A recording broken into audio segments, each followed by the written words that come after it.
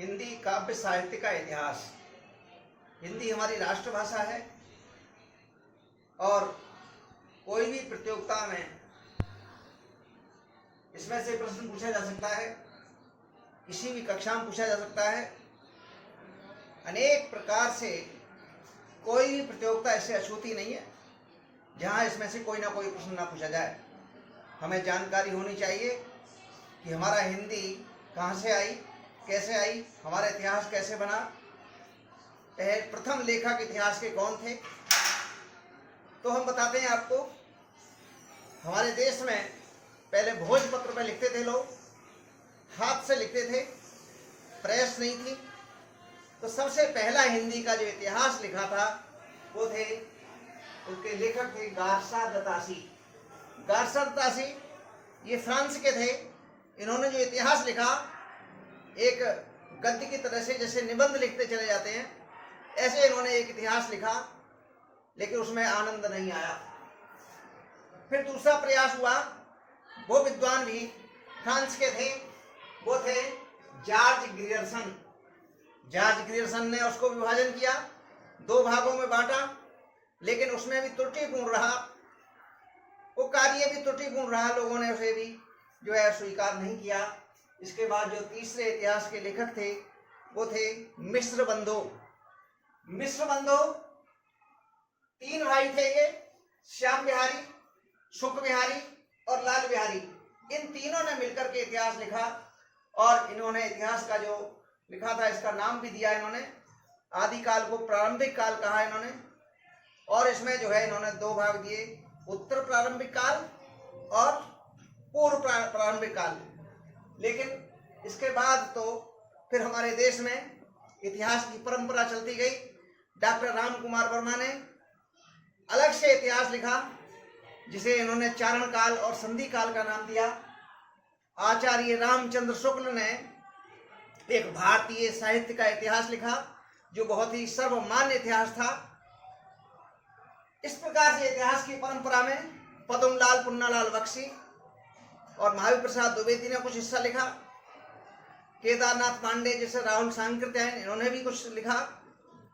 अनेक विद्वान, हजारी प्रसाद द्विवेदी ने आदिकाल और हिंदी साहित्य की भूमिका के नाम से और हिंदी साहित्य का इतिहास, ये तीन पुस्तकें लिखी। और इतिहास की परंपरा में अनेक इतिहास की पुस्तकें लिखी गई, और उसमें से आज हम आपको हिंदी काव्य साहित्य के इतिहास का विभाजन बताते हैं। सर्वप्रथम जो है आदिकाल, हजारी प्रसाद द्विवेदी जी का नाम दिया हुआ है। आचार्य रामचंद्र शुक्ल ने इसे वीर गाथा काल कहा। इसका समय 1050 से लेकर 1375 विक्रम तक है, संवत। इसको आचार्य रामचंद्र शुक्ल ने वीर गाथा काल कहा। दूसरा है भक्ति काल।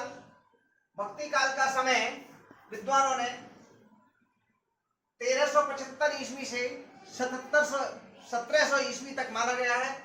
इसे इन्होंने आचार्य रामचंद्र शुक्ल ने पूर्व मध्यकाल नाम दिया। और तीसरा है रीतिकाल। रीतिकाल को 1700 से लेकर और 1900 तक का जो समय है, ये रीतिकाल के नाम से जाना जाता है। आचार्य रामचंद्र शुक्ल ने इसे उत्तर मध्यकाल कहा। और फिर जो हजारी प्रसाद द्विवेदी ने जिसको आधुनिक काल कहा, आधुनिक काल को आचार्य रामचंद्र शुक्ल का ये तो गद्य काल है, इसमें कहीं काव्य का कोई स्वरूप नहीं बनता, इसको इन्होंने गद्य काल कहा। और फिर इसका भी विभाजन हुआ। अब आदिकाल को तो कितने ही कवियों ने अनेक नामों से जाना। मिश्र बंधुओं ने प्रारंभिक काल कहा, आचार्य रामचंद्र शुक्ल ने वीरगाथा काल कहा, महावीर प्रसाद द्विवेदी ने इसको बीज बपन काल कहा, चंद्रधर शर्मा गुलेरी ने इसको अपभ्रंश काल कहा, राहुल सांकृत्यायन ने सिद्ध सामंत काल कहा, मिश्र बंधुओं ने प्रारंभिक काल, और डॉक्टर राम कुमार वर्मा ने इसको संधि काल और चारण काल दो नाम दिए, और विश्वनाथ प्रसाद मिश्र ने इसे वीर काल कहा। इस प्रकार से इसका नामकरण आदिकाल को अनेक विद्वानों ने अनेक नामों से लिखा है। इसको जो आधुनिक काल है गद्य काल, इसके भी विभाजन हुए। ये भारतेंदु काल है पहला, जिसको पुनर्जागरण काल कहा। 1857 से 1900 ईस्वी तक का समय पुनर्जागरण काल या भारतेंदु काल के नाम से जाना जाता है। दूसरा है द्विवेदी युग, जिसको जागरण सुधार काल भी कहते हैं। 1900 ईस्वी से 1918 तक का जो समय है, इसे द्विवेदी युग के नाम से जाना जाता है। तीसरा है छायावादी काल। छायावादी काल 1918 से 1936 ईस्वी तक का ये छायावाद है। जयशंकर प्रसाद की मृत्यु 1936 में हुई थी, उसके बाद इस काल को समापन हो गया। और अंतिम है छायावादोत्तर काल।